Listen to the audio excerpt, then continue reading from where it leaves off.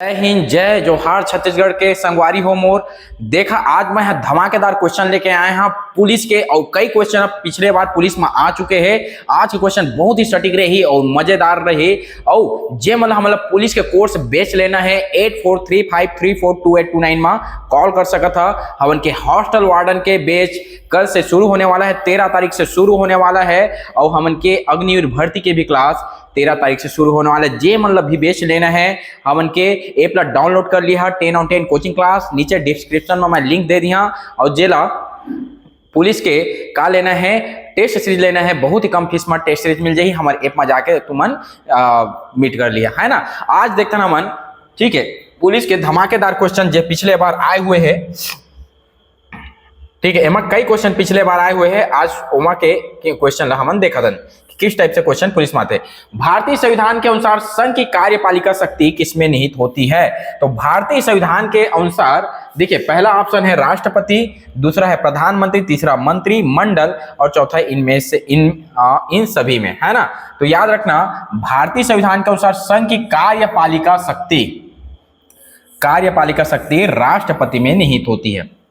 इसका मतलब ये होता है, देखा छत्तीसगढ़ी में बता था, एक मतलब ये होते कि जो राष्ट्रपति रहते ओकरे नाम से पूरा का होते, सब कार्य होते। भारत के जतका भी संधि समझौता है, कोई भी कार्य है तो काकर नाम से होही, राष्ट्रपति के नाम से होही। लेकिन याद रखिए कि वास्तविक शक्ति काकर पास होते, तो वास्तविक शक्ति है तुमन के होते प्रधानमंत्री के पास। वास्तविक शक्ति काकर जगह होही जी, प्रधानमंत्री के पास, ठीक है। वर्तमान राष्ट्रपति के बाद है द्रौपदी मुर्मू, संथाल जनजाति से रिलेटेड है, और प्रधानमंत्री नरेंद्र मोदी, है ना। तो ये सब चीज देख लिया तुमन काकर, यहां से करंट अफेयर में क्वेश्चन बन सकता है, ठीक है। मैं पिछले वीडियो में बता रहे हैं, ठीक। भारतीय संविधान के किस अनुच्छेद के अंतर्गत किसी राज्य में राष्ट्रपति शासन लागू किया जाता है? एकदम सिंपल क्वेश्चन है।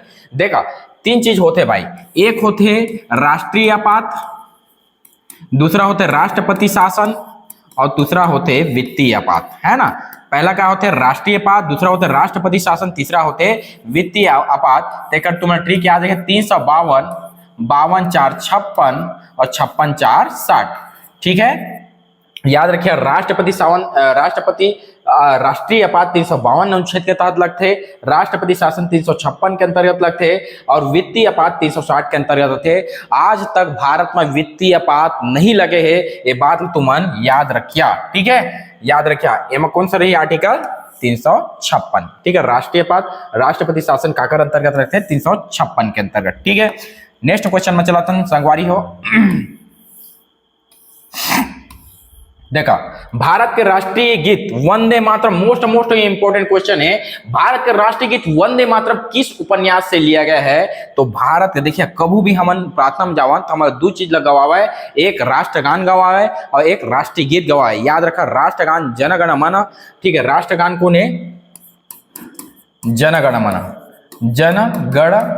मन।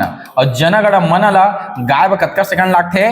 52 सेकंड लागते। और अर्ध गायन में तुम्हारा कतका सेकंड लागते? 20 सेकंड लागते। याद रखिया, पूरा गाना में कतका लागते? 52 सेकंड, और अर्ध गायन में कतका लागते? तुमन के 20 सेकंड। वंदे मातरम है तुमन के राष्ट्रीय गीत है। वंदे मातरम का है? राष्ट्रीय गीत है। और राष्ट्रीय गीत ला कहां से ले है? आनंद मठ से ले है। कहां से ले है? आनंद मठ से। वंदे मातरम में कहां से ले है? हमन आनंद मठ से ले हन। पहला गाय में 64 सेकंड के टाइम लगते, ठीक है। बहुत इंपॉर्टेंट है आज की क्लास, मजा आज धमाकेदार है, बस देखा रहा। आज कोई मजाक मस्ती नहीं करा, लेकिन सीरियस पढ़ा आज में। देखा, और बात है, भारतीय संविधान सभा ने राष्ट्रीय ध्वज तिरंगे को अपनाया था, ठीक है। देखा, तिरंगा झंडा कैसे अपनाबो? दो मिलजुल के, है ना। दूधी झिन मिलजुल के काहे ला अपनाबो? राष्ट्रीय ध्वज ला अपनाबो। दूधी झिन मिलजुल के काहे अपनाबो? राष्ट्रीय ध्वज, अर्थात 22 जुलाई 1947। नहीं समझ आई? दूधी झिन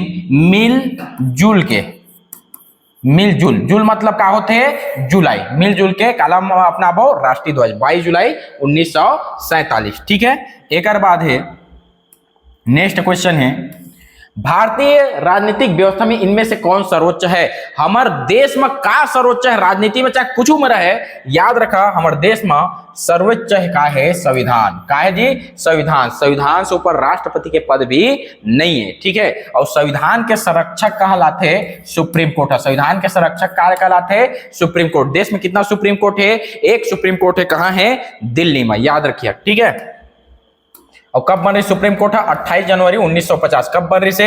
28 जनवरी 1950। पूरा धमाकेदार काय रख दो, पूरा मतलब रख दो, पूरा नोट्स बना लो। और अगर मोला लगी तो मैं यहाँ अपन ऐप में का कर दिया, जतका पढ़ा तेकर का पीडीएफ मैं वहां रख दिया है ना। चला, लोकसभा का सदस्य चुने जाने के लिए एक व्यक्ति को किस आयु से कम का नहीं होना चाहिए? अगर तुम देखा, दो चीज रहते भाई, एक लोकसभा रहते और एक राज्यसभा रहते, है ना। एक लोकसभा रहते, एक राज्यसभा रहते और एक प्रेसिडेंट रहते हैं। क्या रहते? एक प्रेसिडेंट।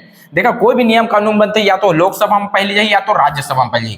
यदि लोकसभा में पहले बिल जाते, विधेयक जाते, तो एमा से पास होना जरूरी है, और पास हुई ओकर बाद राज्यसभा से पास होना जरूरी है, ओकर बाद प्रेसिडेंट राष्ट्रपति से पास होना जरूरी है, ओकर बाद का बनते? ओहा का बनते? अधिनियम बन जाते, नियम बन जाते, कानून बन जाते, है ना। ये तीनों से प्रोसेस नहीं गुजरी तो कोई भी नियम कानून देश में नहीं बन सके। और याद रखिया, लोकसभा के सदस्य बने बा तुम अल्लाह कै साल के जरूरत है? 25 साल के जरूरत है। लोकसभा के सदस्य बने में कतका जरूरत है? 25 साल के जरूरत है। और राज्यसभा के सदस्य बने बा 30 साल के जरूरत है। और राष्ट्र प्रेसिडेंट के लिए तुम अल्लाह न्यूनतम 35 साल के जरूरत है। देखा, लोकसभा के लिए 25 साल, राज्यसभा के लिए 30 साल, और प्रेसिडेंट के लिए कतका साल जी? तुमन के 35 साल। उपराष्ट्रपति के लिए कतका साल? ओकरोबा 35 साल है। याद रखिए, मोस्ट इंपोर्टेंट क्वेश्चन एमा के एक क्वेश्चन तुमन की पुलिस में छपी बता देता मैं, तीनों में के ज्यादा चांसेस 90% है, मोला लगत है ना।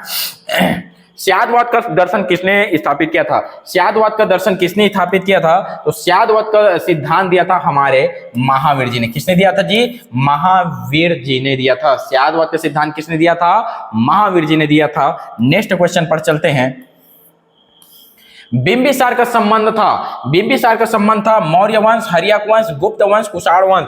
तो मौर्य वंश का संबंध है हर्यक वंश। और हर्यक वंश ला कहते पितृहंता वंश। हर्यक वंश ला का कितान? पितृहंता वंश। और पितृहंता वंश का कितान कावे में जतका लइका होई से सब सड़क चाटन रही से, अपन दई ददल मार के मन गद्दी में बैठे रही से। एक पहला राजा है बिंबिसार, दूसरा है अजातशत्रु, और तीसरा है उदयन। तीसरा का है? उदयन, ठीक है। तो बिंबिसार ला कौन मार के गद्दी में बैठी? अजातशत्रु। अजातशत्रु मार के कौन बैठी? उदयन। उदयन हा पाटलिपुत्र बनाए रही से, अजातशत्रु हा पहली बौद्ध संगीति करवाए रही से। और बिंबिसार असना राजा रही से। देखा एक नाम में ही बीबी, तो सबसे ज्यादा शादी करके अपन राज्य फैलाए वाला शासन कौन है? बिंबिसार। और बिंबिसार के दोस्त रही से बुद्ध, जिला बेलुवन का कर से गिफ्ट दे। बेलुवन गिफ्ट किसको दिया था? बुद्ध को दिया था। किसने दिया था? बिंबिसार ने दिया था। तो कौन सा वंश के जी? हर्यक, या ही लगा के थे पितृहंता वंश के नाम से जानथन, ठीक है। नेक्स्ट क्वेश्चन है,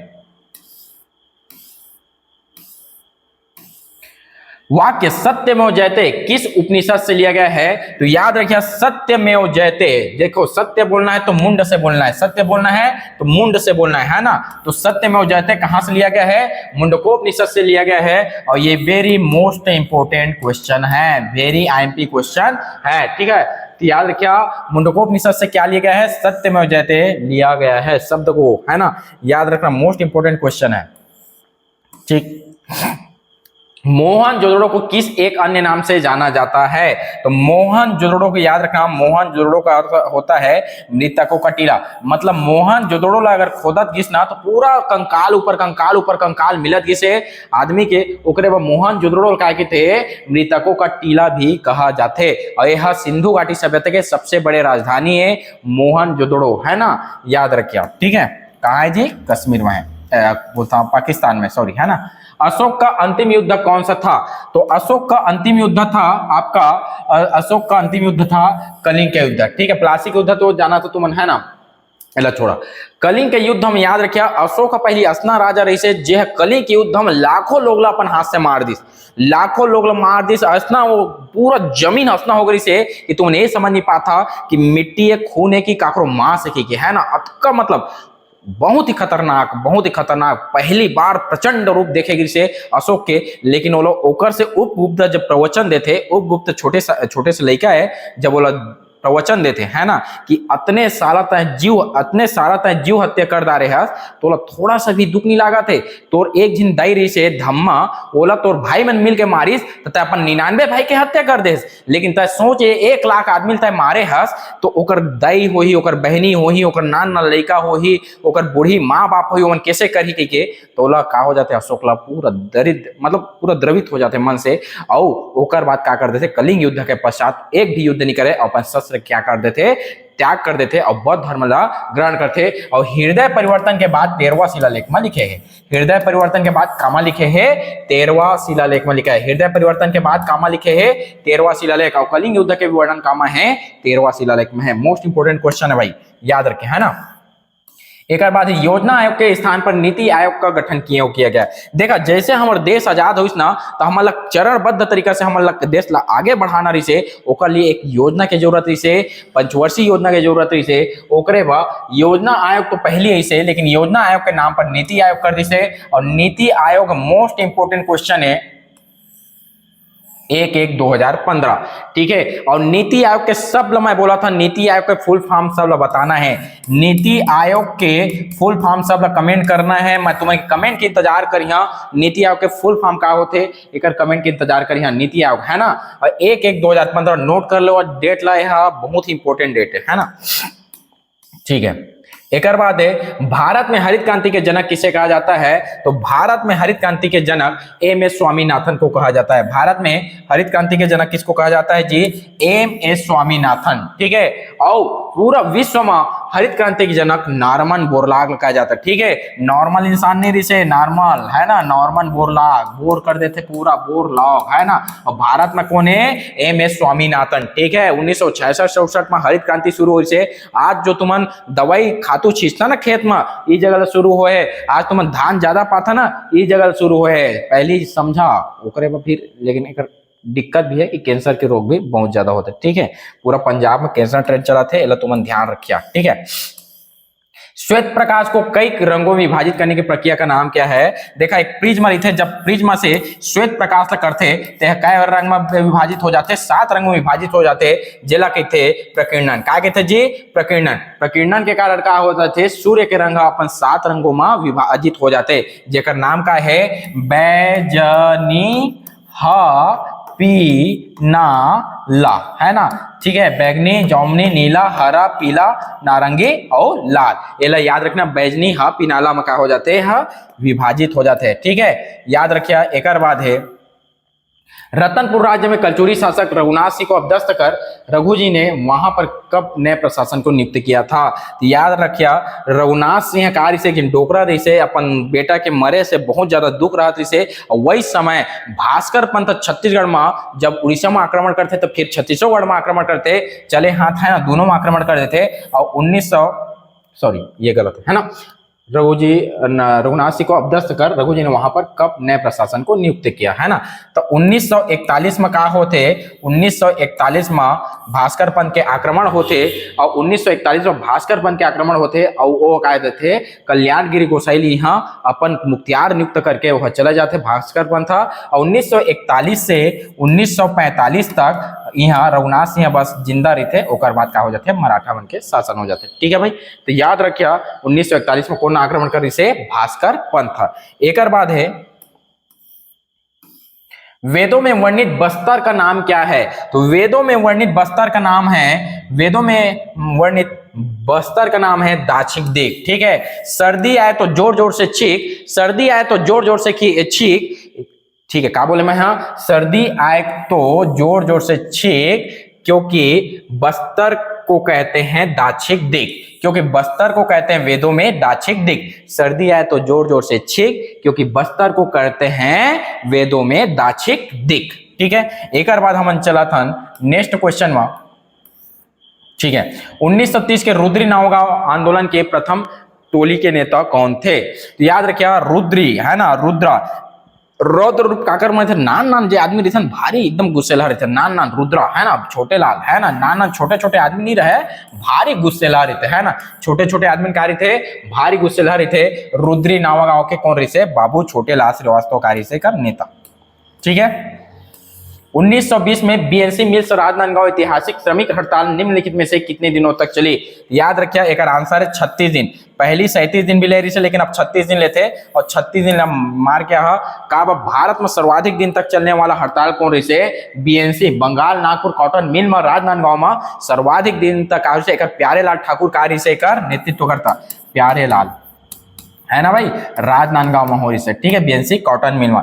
ठीक है, तो आज के लिए याद ही करा था। ठीक है, अभी और क्वेश्चन है का? हाँ और क्वेश्चन है, चला अभी और क्वेश्चन है भाई। ठीक है, सविनय अवज्ञा आंदोलन के दौरान इस राज्य में निम्नलिखित में से किस जंगल सत्याग्रह में दयावती नामक एक महिला ने पुलिस अधिकारियों को थप्पड़ मारा? मोस्ट इंपोर्टेंट क्वेश्चन है। दयावती हा काला मार रही से, तो बता था ये कौन सा है? तमोरा। कहाँ है? तमोरा। तमोरा में क्या मारी से? तमोरा जंगल सत्याग्रह में दयावती हा एमपी दुबे लगा मारी से, तमाचा मारी से। 16 साल के लड़की है, लेकिन ओकर सॉरी देखा 16 साल के लड़की है, पूरा अंग्रेज ले एक झापड़ मारी से ओकर दिमाग किंदर गिरी से, है ना, और 3 के चक्कर आके गिर रही से। याद रखिए, एला थे दयावती शौर्य। आजकल के लड़की मन समझा था ना, तो दयावती शौर्य दयावती आजकल के लड़की मन एक से ही बनना है, ककर से ही? दयावती नामक लड़की जैसे एकदम शौर्य पराक्रम से। ठीक है, कामा करी से तमोरा। ठीक है, ठीक है, याद रखिया, मोरा दया दुबे से बोलते नाही, मोरा दया दुबे से बोलते नाही। गाना सुने कि नहीं सुने हैं?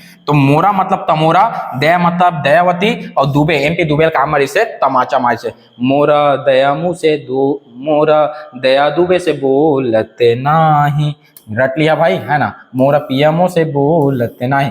दूध से क्रीम निकालने में कौन सा बल लगता है? तो याद रखिया, दूध से निकालने में क्रीम एक होते अभिकेंद्रक बल जो है अंदर की तरफ रखते, और एक होते अपकेंद्रक बल जो है बाहर की तरफ लगते। और बाहर की तरफ लगते तो ओम का होते, जब घूमते ना, जब घूमते तो ओमा से का बाहर से बार बार कर दीवार से टकराते दूध है, और मतलब दही है, और का हो जाते मक्खन निकले लग जाते, मतलब तुमने ओकरे से घी बना था, वही है ना क्रीम, क्रीम निकालने वाला बल, है ना। तो एक आए तुमन के अपकेंद्रीय बल। कपड़ा का स्थान वॉशिंग मशीन में, है ना, ये सब क्या कहलाते? अपकेंद्रीय बल। तुमन के साइकिल से जो कीचड़ छिटक थे वो क्या कहलाते? अपकेंद्रीय बल। बाहर की तरफ लगते बाहर। तो ठीक है, आज के लिए मैं अतका ही करा था। जे मतलब हॉस्टल वार्डन के क्लास लेना है, कल से स्टार्ट होने वाला है, कल परसों से, है ना, 13 तारीख से, परसों से स्टार्ट होने वाला है। जमल पुलिस के धमाकेदार बेच लेना है। क्लास तो चला था, पूरा छत्तीसगढ़ के आदमी जुड़ चुके हैं, हॉस्टल वार्डन भी जुड़ा था, पूरा छत्तीसगढ़ के आदमी है। जेला अग्निवीर की भर्ती लेना है, जेला वर्दी लेना है, हमारे क्लास में जुड़ सका था। और जेला डीप पढ़ना है, खतरनाक पढ़ना है, दिक्कत नहीं है, हमन के